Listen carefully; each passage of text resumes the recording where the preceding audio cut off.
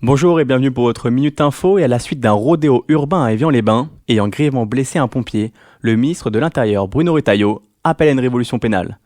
Il souhaite accélérer les sanctions et étendre les poursuites physiques des forces de l'ordre contre les auteurs de rodéos dans toute la France. Une circulaire sera prochainement signée. De son côté, Olivier Richefou, président des S10, réagit cette fois au décès d'un pompier volontaire en Mayenne. Il réclame d'abord l'application stricte de la loi du 3 août 2018 sur les violences faites aux pompiers.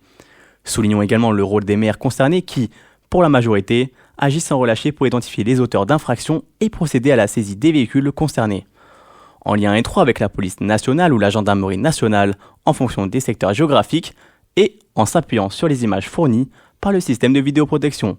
Installé sur tout le territoire de la collectivité, les polices municipales peuvent remonter les pistes jusqu'aux responsables, mais aussi à localiser les emplacements où sont entreposés les engins.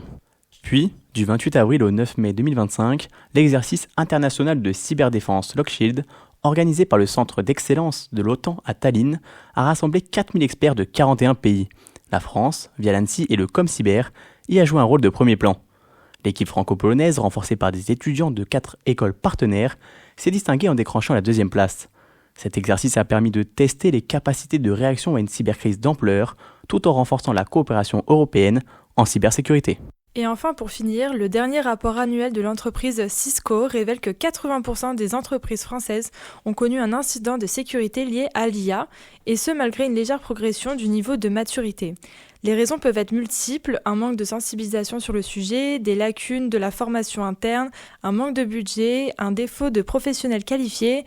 Ces difficultés peuvent terriblement sensibiliser les entreprises. C'est la raison pour laquelle il est primordial de maîtriser les outils d'IA pour faire face aux cyberattaques.